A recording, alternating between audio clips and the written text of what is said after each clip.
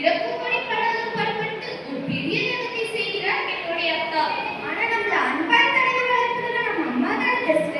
ஆமா, நீங்க சொல்றது உண்மைதான். ஆனா தடவி வளர்த்துனா மட்டும் போதுமா? அவங்க நல்லபடியா வளர்றதுக்கு கட்டி கொடுத்து வளர்க்கணும்ல. அது தந்தை தானே சிறந்தவங்க. குடும்பத்தை வழிநடத்த ஆட்டம் எங்க அம்மாவுக்கு தான் இருக்கு. குடும்பத்தை வழிநடத்துவது தாய் தான். இந்த தாய் புள்ளினாடியா தந்தை தானே. என்ன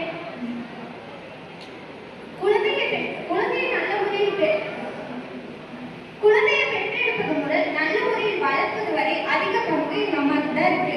ஆமா, நீங்க சொல்றது ஒத்துக்கிறேன். ஆனா வளர்த்தா மட்டும் போதுமா? ஒழுக்கத்தை சொல்லி கொடுக்கணும்ல. நபி ஸல்லல்லாஹு அலைஹி வஸல்லம் சொல்லியிருக்காங்க, ஒழுக்கத்தை தந்தையால மட்டும்தான் சொல்லி கொடுக்க முடியும்.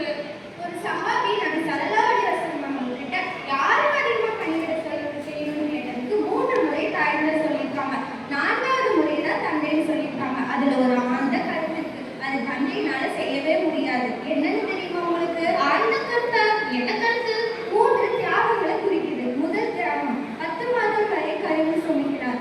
2வது தியாகம் பிரசவ வழியில் துடித்தே போகிறார். 3வது தியாகம் தன் ரத்தத்தை அமுதாக மாற்றி தன் குழந்தைக்கு 2 வருடம் பாலாக கொடுக்கிறார். இந்த 3 தியாகத்தை உள்ளடக்கிதான் நபி ஸல்லல்லாஹு அலைஹி வஸல்லம் அவர்கள் 3 முறை தாய்ன்னு சொல்லியிருக்காங்க. ஓ, அற்புதமா இருக்கே. இதற்காக நபி ஸல்லல்லாஹு அலைஹி வஸல்லம் 3 முறை தாய்ன்னு சொன்னாங்களா?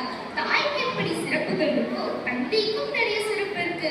நபி ஸல்லல்லாஹு அலைஹி வஸல்லம் சொல்லியிருக்காங்க, 3 பேர் எதுவா அல்லாஹ் மறுப்பதில்லைன்னு. அதுல ஒன்று தந்தை தன் பிள்ளைகளுக்கு கேட்கிற துவா. நம்முடைய வளர்ச்சிக்கு நம் தந்தையின் துவா ஒரு முத்தாக இருக்கு, தெரியுமா?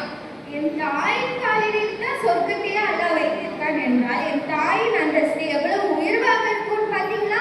வாசலில்